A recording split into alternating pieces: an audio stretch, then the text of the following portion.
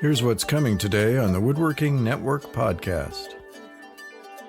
I'm the crazy lady that emails you 30 times, says, hey, if you're here, I think you're an industry leader.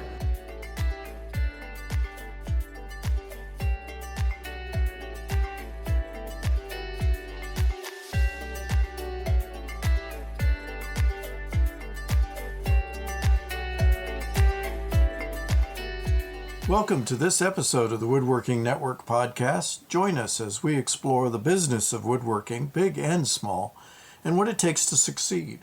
I'm Will Sampson. Today's episode is sponsored by FDMC Magazine. Today, my guest is Kelly Victor-Burke, co-founder and co-owner of Burke Architectural Millwork and Bespoke Closets in Livonia, Michigan. She's been instrumental in establishing a nationally recognized apprenticeship program for woodworking, and now she's at it again with a new program. But first, I want to talk about on-the-job training. There's been lots of discussion over the last few years about steering young people away from vocational education and into four-year degrees. That has shortchanged a lot of students who frequently ended up spending too much money on an education that failed to deliver on a successful career. Some of that has to do with the way people learn. Some folks can absorb everything books and classrooms have to offer, but others need to do things with their hands to really learn. At least that's how the academics shape the difference, but I think there is a more important kind of learning that has been overlooked. No matter how good you do in a classroom, or how well you work with your hands in a school shop, the real career learning takes place on the job. I constantly hear shop owners tell me that they've got better luck training new hires with little or no experience than they do with people who have come out of a 2 or 4 year academic program. I've also been disheartened by stories of college internships in which students are little more than unpaid flunkies in some corporate setting with not much to show in real job experience at the end of the internship. What's really missing is the classic apprenticeship, in which people are paid to learn a job by doing real work and steadily taking on more responsibilities as they learn more skills. Usually that learning takes place in close proximity to industry veterans who share their experience with the newcomer, helping them grow in ways directly related to the work at hand. I don't care if we're talking about manufacturing, the trades, engineering, or business management. All of those careers would benefit from true apprenticeships, mentoring, and a clear career path, apprentice to journeyman to master. No academic program I have ever heard of really teaches the tricks of the trade that every career is built on. The insider's secrets that can only be learned by doing. I was working as a reporter for a local newspaper when I was still in high school. When I announced that I would be leaving to attend college for journalism, the business manager of the paper gave me some advice I have never forgotten. "It's great that you're going to college," he said, "but you won't really start learning about the newspaper business until the day you get back on the job." I had a great college experience with great teachers, but largely he was right. Perhaps more important than my journalism education was the business education I got starting 2 businesses that paid for my college degree, but had nothing to do with journalism. On-the-job training is the best training, and it pays dividends to both the new worker and the employer. Now for a word from our sponsor. FDMC Magazine is your vital source of information to improve your woodworking business, whether it's keeping you apprised of the latest advances in manufacturing, helping you improve efficiency with lean manufacturing guru Brad Cairns, or inspiring you with case histories about successful businesses and best practices. FDMC Magazine is there to be the sharpest business tool in your shop. Learn more and subscribe for free at woodworkingnetwork.com/FDMC. Now let's talk with Kelly. Well, hello everybody. We're going to be doing a live podcast here from the stage at the Closets Conference and Wood Pro Expo here in West Palm Beach, Florida. My guest today is Kelly Victor-Burke, co-founder and co-owner of Burke Architectural Millwork and Bespoke Closets in Livonia, Michigan. Welcome back to the Woodworking Network podcast, Kelly. Will, thank you so much. Well, it's great to have you on. When you were last on the podcast, we were talking about your efforts to create a federally recognized apprenticeship program for woodworking. Now I understand you're at it again. You're going to, this time, try and get an apprenticeship program connected to installing. Is that correct? Absolutely. So can you tell us a little bit about the woodworking apprenticeship program and how the installer program is different and what's going on? I sure can. So for every one of you who are having a concern about workforce development, how do you attract, how do you train, and how do you retain workers? Department of Labor registered apprenticeships is one of the tools that we have in our tool chest now. And in 2018, I happened to embark with a group of dedicated volunteers from workforce development agencies, from within our industry and education, to come up with the first 21st century multi-skilled Department of Labor registered apprenticeship called Woodwork Manufacturing Specialist. And it is a combination of CAD and CAM and mechatronics, which is that fancy word that describes what you're doing if you have a CNC or you have one of those fancy machines that picks up panels and puts it down the robot. system. A robot, exactly. That's what mechatronics is. Another component of this apprenticeship is cabinet building and panel processing. And then we have chemistry, which is coatings and finishing, estimating and project management. This not only was approved by the Department of Labor, creating a national standard and a national apprenticeship for any and all woods industry companies across the United States, but it also became an official category of occupation. Just like there is a doctor occupation through the Bureau of Labor, there is a woodwork manufacturing specialist now. Well, that's great, because in the past we've had to look across a spectrum of different areas to maybe find the kind of woodworker that is working in a typical custom woodworking shop. Exactly. We spent 3 years and we went out and we talked with our sister shops and said, what is it that you need if you were able to create a new apprenticeship? And time again, Will, everyone said we need to have multi-skilled employees that are able to be flexible depending on what is going on in the shop on a day-to-day basis.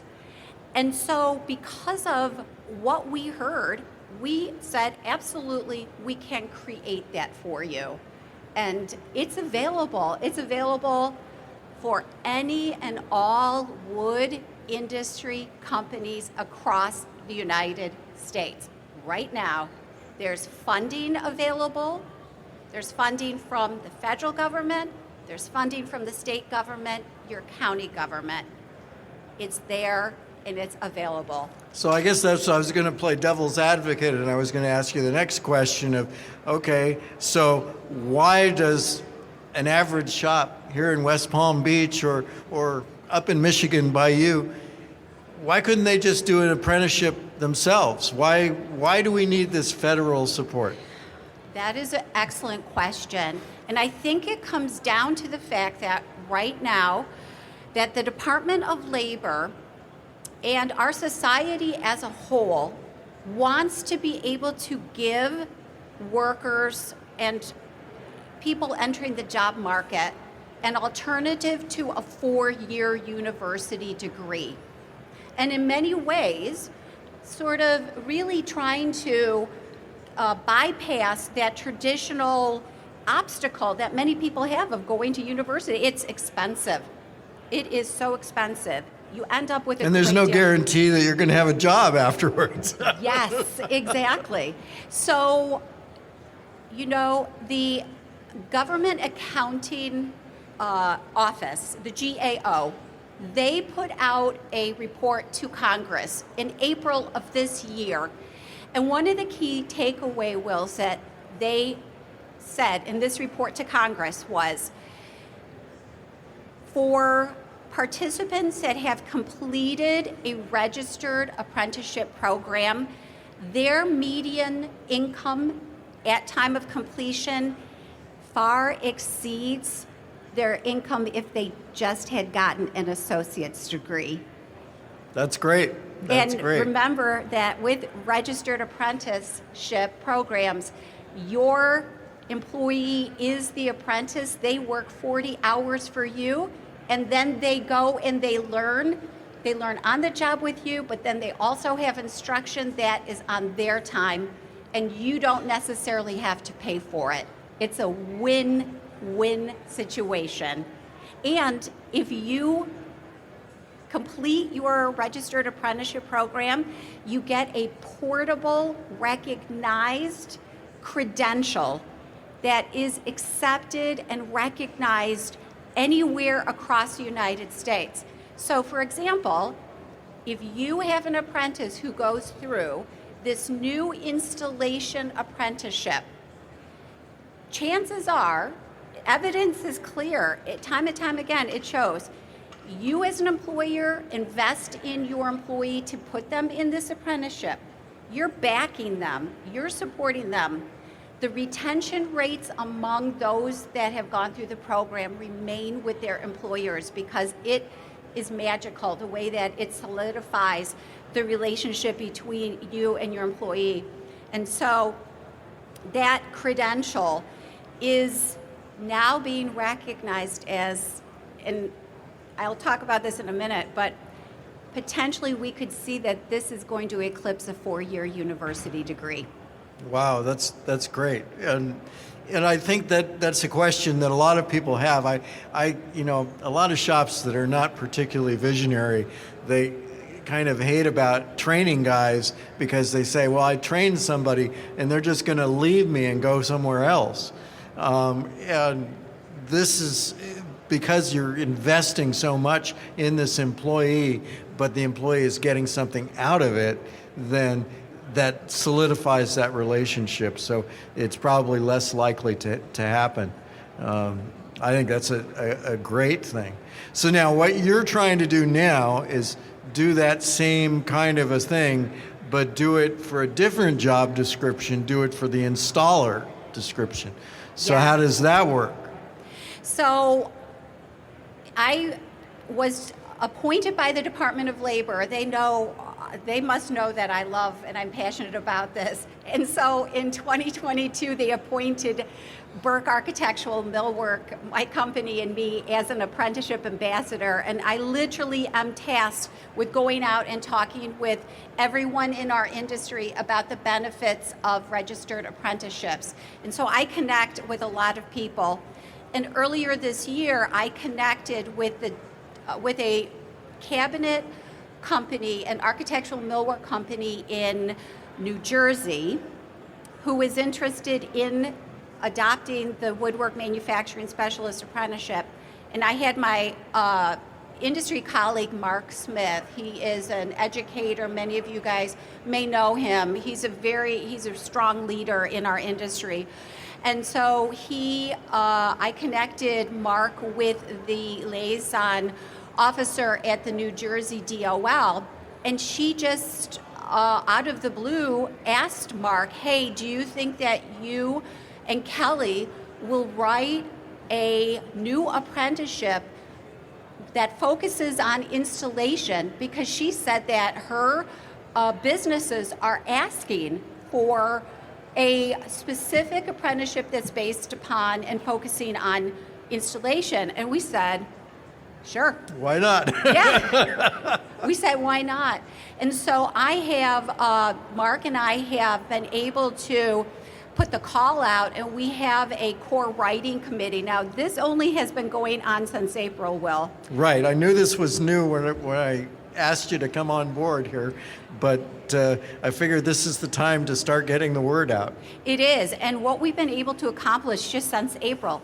So we have Adria Salvatore and Saul Martin from AWI, together with Mark and I, and we are working with a DOL intermediary, which costs us nothing. It's their job. He's Brent Weil from Jobs for the Future, and we are the writing committee. And what we found out is if we take the framework of the Woodwork Manufacturing Specialist Apprenticeship that already has been approved, it's a national standards for everything. If we take out about 25% of what's in this original apprenticeship and put back in 25%, focus solely on installation, that it's more likely we can get this approved by the end of the year. No, I'm telling you, it took us almost 3 years to get this first apprenticeship approved. And what we have been able to do is to rework these things called job processes. They're very general, because what goes on in my shop and in my company is going to be different from Alana, from yours, which is different from all of you that are out here as well. That's the beauty of Department of Labor registered apprenticeships. They're not for a particular company, they're for all of our companies. And we're the ones that get to go in and customize it. So we have these work processes that are ready for review. That's great. That's great. So you've got people, I know you sent me copies and I'm going to review it and all that. And so people in the industry are reviewing these things so that we know they're real life. It's not some bureaucrat in DC or New Jersey or wherever that is coming up with these. These are coming out of the industry and from real shops and real users, so that there's a realistic expectation that these things will accurately reflect what we're doing. Exactly. And that's why it's so important. We have to demonstrate to the Department of Labor that all of you here are supporting us, that this is truly something that could be impactful to your businesses and also to our industry as a whole. And so this is why I don't mind. I love talking to people. I'm the crazy lady that emails you 30 times, says, hey, if you're here, I think you're an industry leader. I really do. If you're here at these events, you're an industry leader. Well, you've at least taken the step to come out of your shop and join the network. Yes. And if I could tell you the part about this that I kind of think is kind of kismet in a very unusual way, and that is, in April of this year, President Trump signed 2 executive orders that have something to do with Department of Labor registered apprenticeships.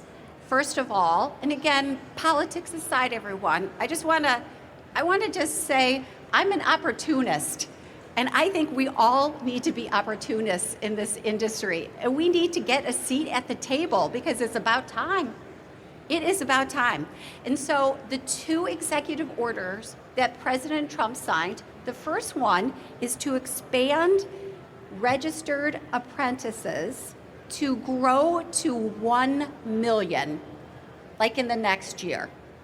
Currently, in 2024, there were 940,000 registered apprentices. So it's growing, and I think it's positive. And that's that he wants all to. areas. It's not just the woodworking Correct. apprentices. Correct. But the second one, now, I would love to hear your feedback on if you think if I'm really smart or if I'm not. The second executive order that President Trump signed was a call for apprenticeships specifically involving artificial intelligence. He said that he would like to promote artificial intelligence literacy and proficiency among Americans, I'm quoting, through education and workforce development. He directs the Secretary of Labor to establish goals in increasing registered apprenticeships by giving funds from the National Science Foundation, which usually goes like for cancer research and Right. Right. And at Yes, four-year at universities. yeah. Right? At four-year universities to go toward AI apprenticeships, or apprenticeships that involve AI. He also said that he wanted to establish a policy to optimize and target federal investments in workforce development to align with our country's reindustrialization needs and equip American workers to fill the growing demand for skilled trades. So I'm thinking about this, and I was like, we use a lot of AI.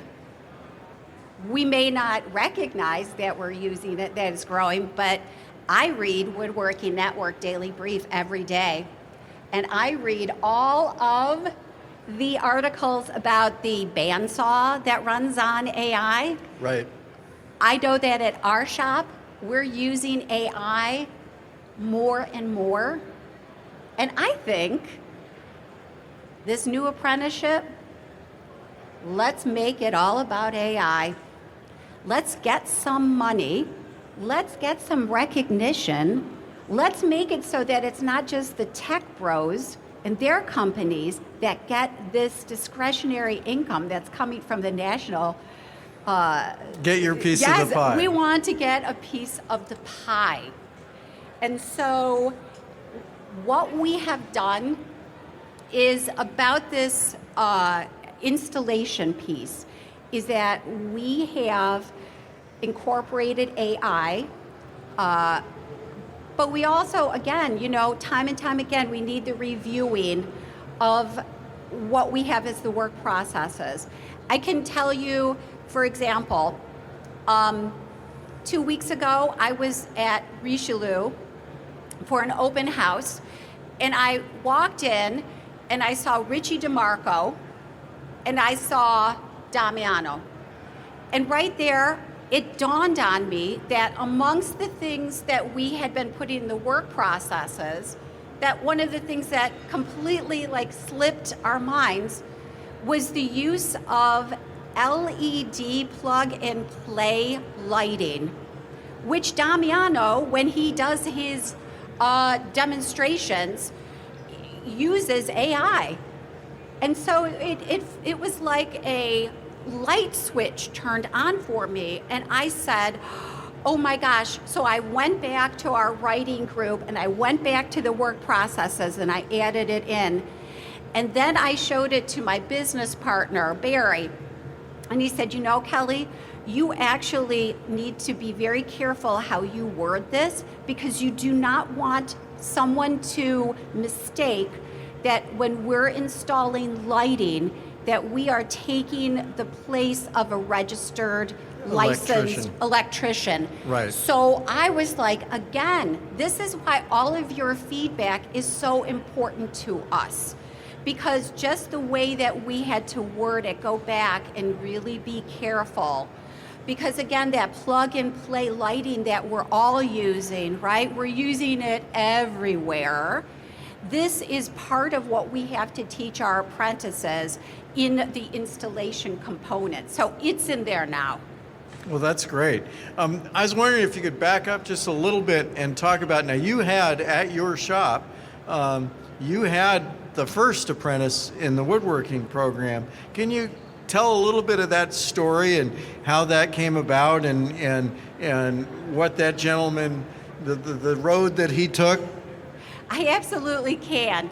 So when my business partner Barry and I started Burke Architectural Millwork, one of the things that I brought to the table as someone who was teaching at a university, and yes, by the way, there are still students paying student loans from taking my class like 10 years ago.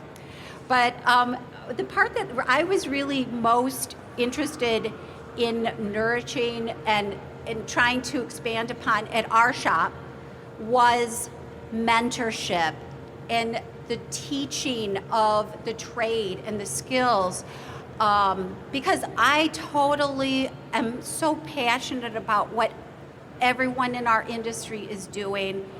And so at first we thought we were going to have this in-house apprenticeship. We're going to get the people from the high school and they were going to come and they'd be with our old experienced fabricators and installers, and everything would be great.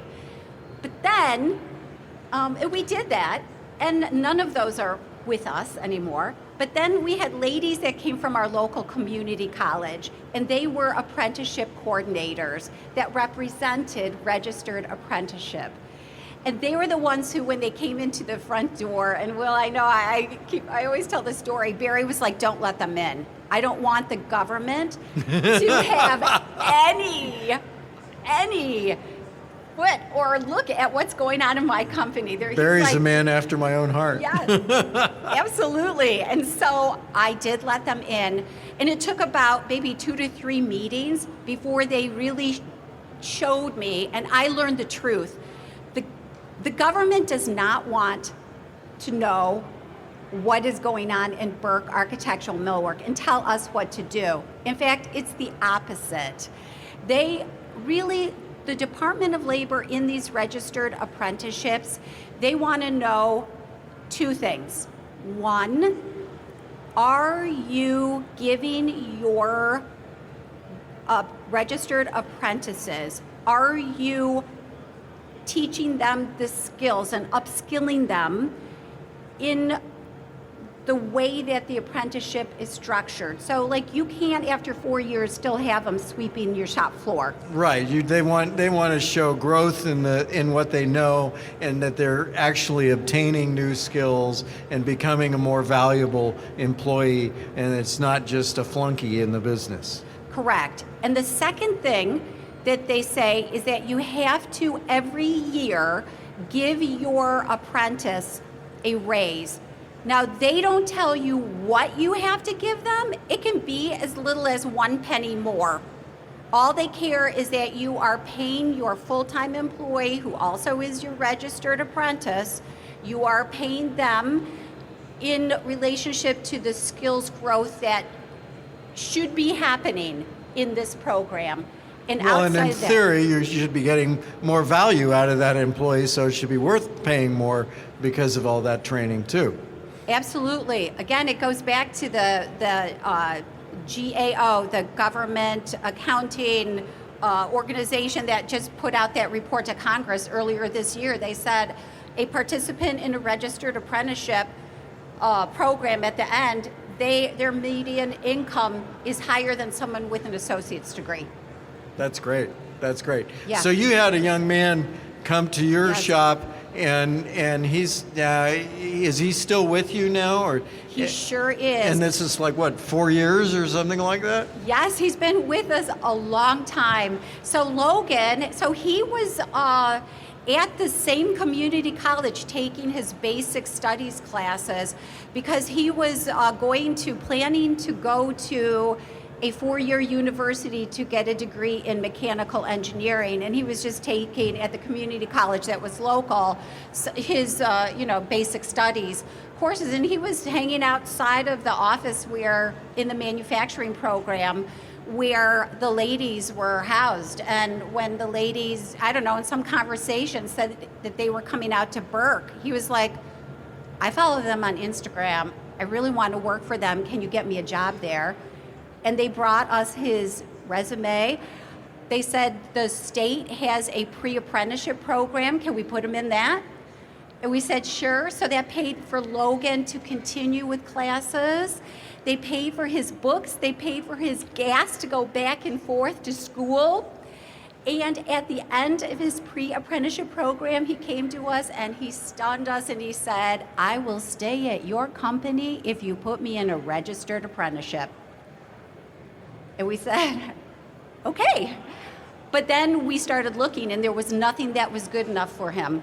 There was nothing.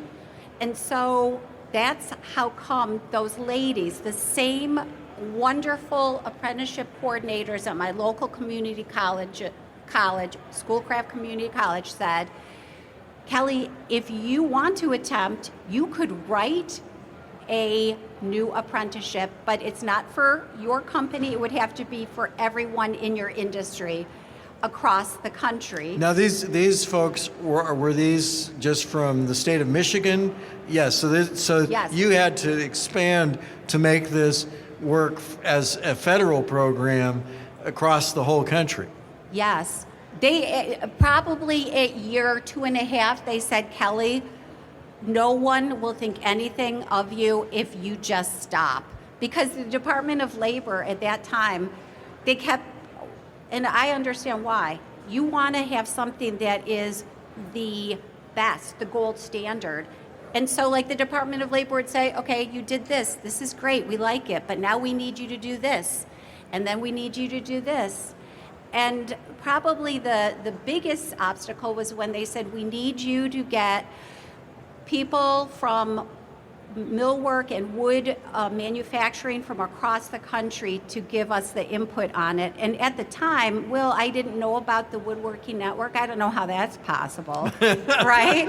And so I was like, so what I did is on our Instagram account, I was following other shops and I like direct messaged them. I'm like, hi, I explained who I was. I said, I'm writing this new apprenticeship. I need your help. And believe it or not, I got people from across the country. That's how I found Mark Smith.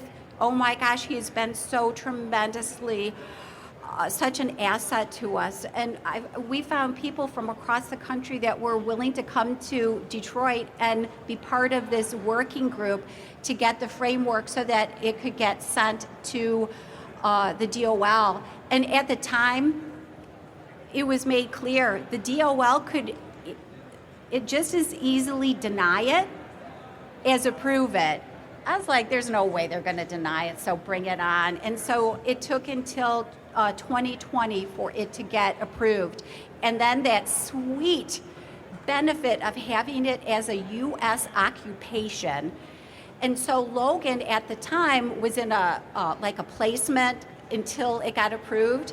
He did become the country's first woodwork manufacturing specialist. He's still with us. And there are people in this apprenticeship in so many other states. J.B. Cutting, who's also in Michigan, has woodwork manufacturing specialist apprentices. Texas, New Jersey. That's great. And the thing for me is they don't tell me when people get enrolled. So I just hear it. Sometimes I hear about it. It's because I'm like counseling companies and they tell me. But the benefit that I can tell you that I can give to all of you is I can give you all of the documentation that you just need to take to your local DOL office. Every state has a Department of Labor office, or to your local community college, or to your workforce development agency. I have the documents, they're up on my company website, which is burkemillwork.com. And you take it, it has all the identifiers. So seriously, when Texas saw it, they said to my company that I was counseling, they said, who did this? This is everything. All you literally have to do is sign on the dotted line. That's great. And you've adopted it. They're like, this is like fantastic. So the work is done for you. The same thing with this new apprenticeship. When this gets done, you'll have the documentation that you can take. And by going to your workforce development agency, well, they're the people with the money. And they're going to give money to you, as a company, because you're going to be involved in on-the-job training. And, it's part of the training cost anyway, but if you're going to get $5,000 where they just write you a check and they don't ask you, what did you do with it? Well, there's always costs in training, so yes. that's Yes. But whatever they can do helps. Now, yeah. I know that you're also involved in the National Woods Board program. How does the apprenticeship thing work with those efforts? For the folks that are listening, the National Woods Board is a national organization that is trying to promulgate a successful curriculum for woodworking training across the country, but it's not an apprenticeship program. It's a training program to try and produce folks who are job ready as soon as they finish the program for high schools and post-secondary education and that sort of thing. So how does the apprenticeship fit in with what the National Woods Board is doing? Or does it? It absolutely does. So just a little bit of some background. All Department of Labor registered apprenticeships have the following components. One, they all require industry and employer leadership. So you need to get involved.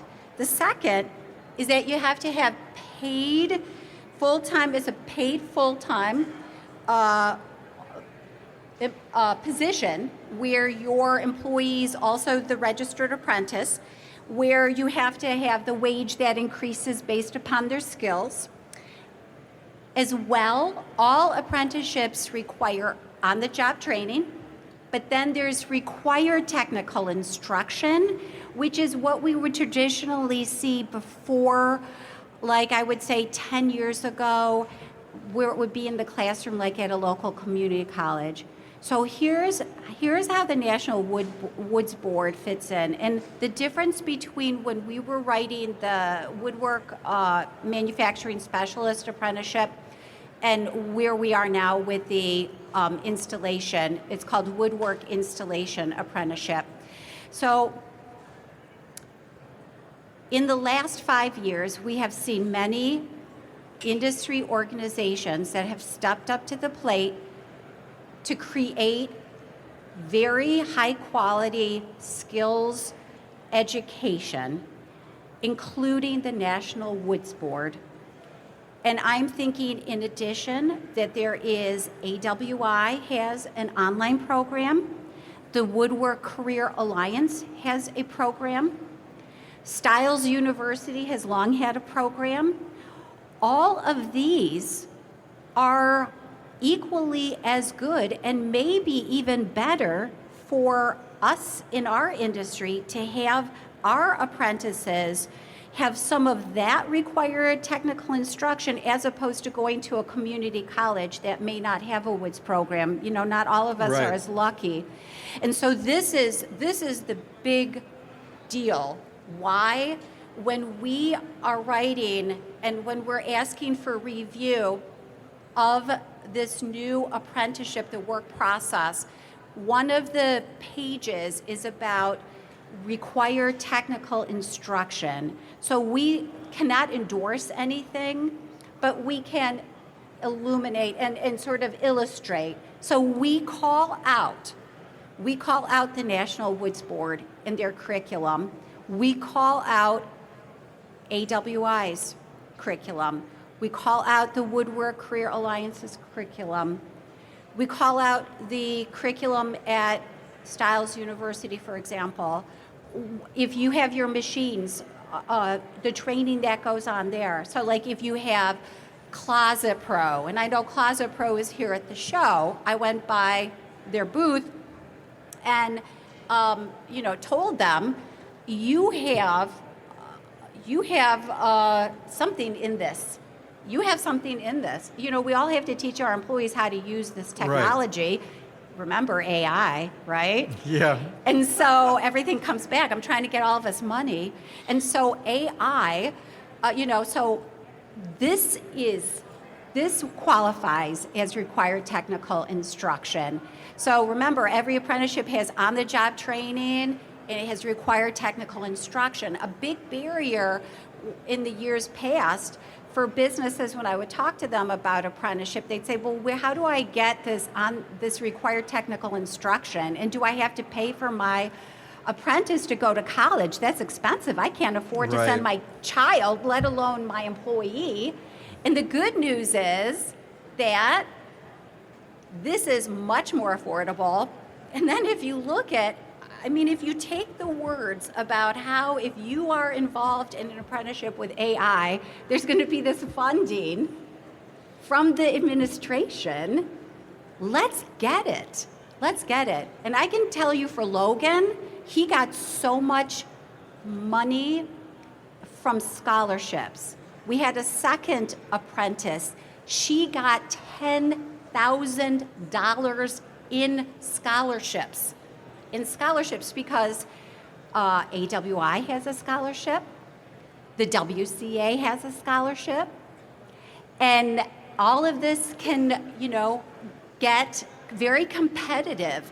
And remember, for our companies, we're also able to get money from our workforce development agency, both from a federal and from a state and county level too. So we're getting some as well. Well, it sounds like a great program, and you've done a tremendous job in getting these things off the ground.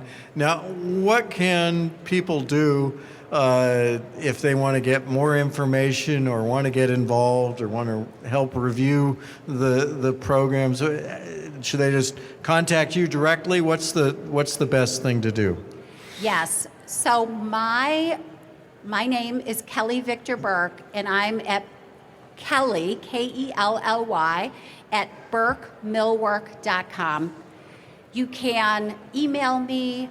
I spend a lot of time talking with companies. I'll talk to your workforce development person. I'll talk with your DOL person.